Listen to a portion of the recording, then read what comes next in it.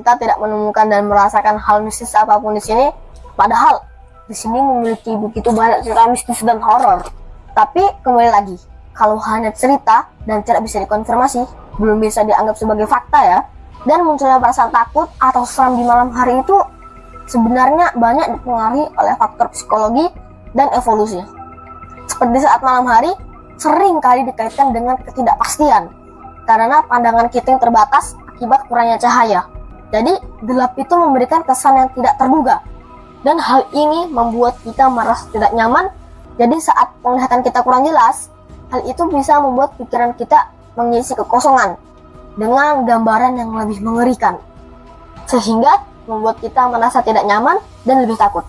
Dan yang terakhir, saat malam hari, indera kita tuh cenderung mengandalkan indera lain, seperti indera pendengaran dan indera peraba. Hal ini bisa membuat kita menjadi lebih peka dengan suara maupun gerakan di sekitar kita. Dan hal inilah yang memicu respon ketakutan kita. Menurut saya pribadi sih, kalau misal hantu sukanya gangguin manusia, kenapa malah cari tempatnya sepi ya? Kenapa nggak cari tempatnya ramai sekalian? Wah, keren ya. Ini namanya Gen Alfarizi. Menurut Pak Guru tentang anak tersebut? Iya, saya penasaran sama ayah ibunya.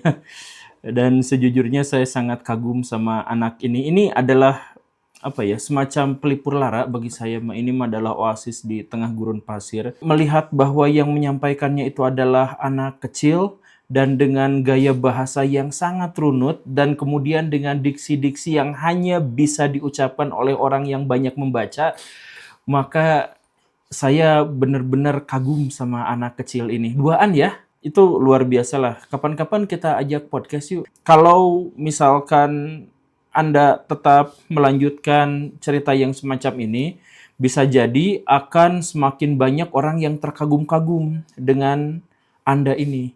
Dan karena itu, maka channel-channel yang hantu-hantuan yang sekarang penontonnya jutaan itu akan merasa terancam dan mungkin saja akan menabuh genderang perang. Karena bocil ini kalau berkembang, itu akan lebih mematikan daripada pesulap merah terhadap para dukun.